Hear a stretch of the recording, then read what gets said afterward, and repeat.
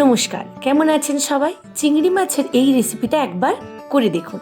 ছোট থেকে বড় প্রত্যেকেরই হবে খুব স্বাদের।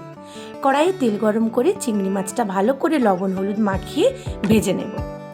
এরপর মিক্সিতে একটা পেস্ট বানাবো, সর্ষে এবং পোস্তর। ভালো করে পেস্টটা বানাতে হবে, খুব মিহি করে বাটতে হবে।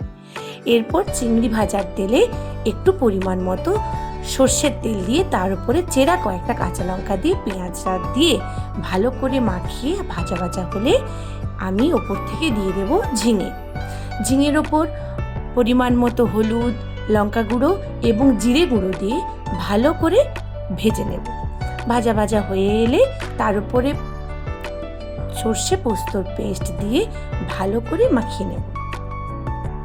এরপর জলটা হালকা মরে মরে এলে তার উপরে আমি দিয়ে দেবো চিংড়ি মাছগুলো এবং ফুটিয়ে নিলে ভালো করে নাড়াচাড়া করে নামিয়ে দিলেই রেডি আমাদের ঝিঙে দিয়ে চিংড়ি মাছের সর্ষে ঝাল।